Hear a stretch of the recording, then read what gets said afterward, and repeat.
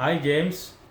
James, see now I'm welding your VBS pin, 6 mm dia aluminum, and length is around, this is 40. In this gun we can weld up to 120 mm length also, no problem.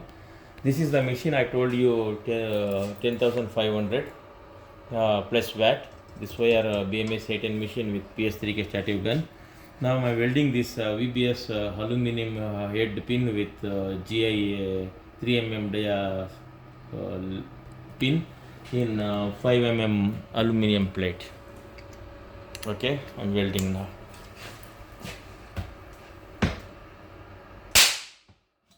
See, welding is finished. Nice welding. Okay, just wait for 10 seconds because in the heat we cannot bend. So go for bend test now. See, it is bending.